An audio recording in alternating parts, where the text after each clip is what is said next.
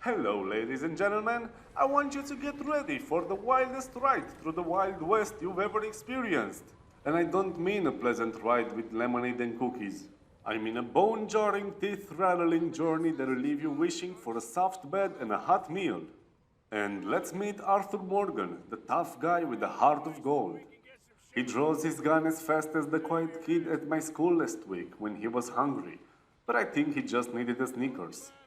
And don't worry about his constant coughing, it's just a little something he picked up when he was sleeping in a bar. We are starting off our journey by riding alongside Dutch Vanderlyn, the charismatic leader of this group. He's got a vision, a plan, and the kind of optimism that'll make you forget that you're actually robbing banks and trains for a living. Instead of finding a cozy and warm place, we just wander on our horses through the snow in the crazy cold mist. I guess people in the 19th century were just built different. After a long ride through the snow, we finally find a nice home to spend the night together. Just like three bros who have not maintained intimate relationships together. Our leader Dutch is asking nice and politely to join those respectable fellas in their lovely homestead.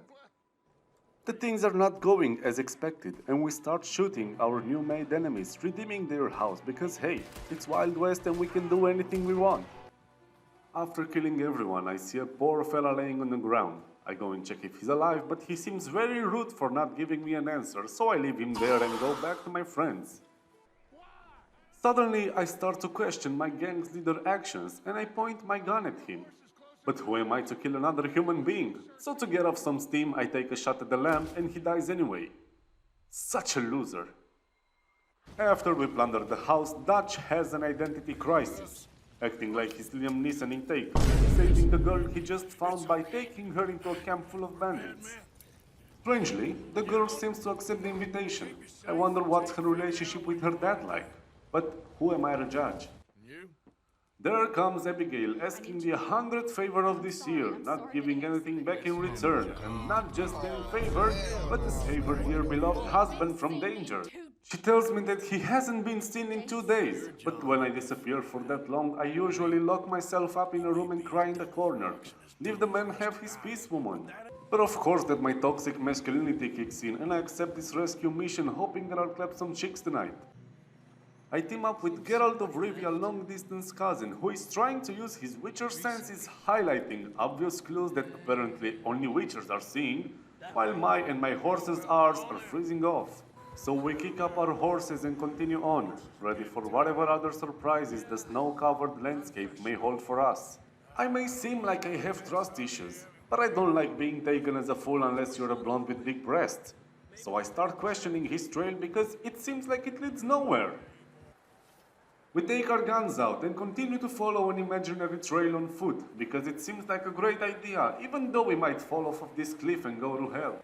I question this man again, not because I'm xenophobic and don't trust Mexicans, but like I said, I have trust issues. When suddenly we hear a scream that might be John, or just a band of bandits which is waiting for us on the other side of the mountain to kidnap and sell us on the black market.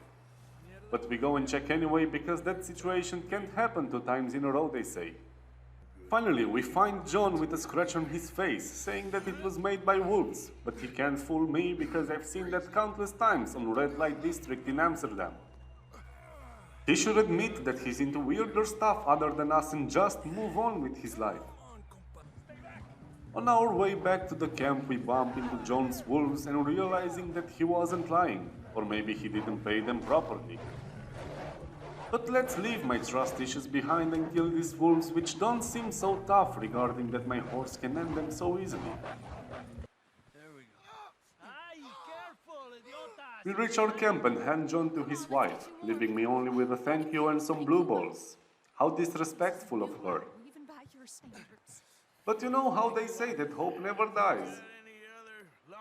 And other lies that I tell to myself before I go to sleep crying in the dark.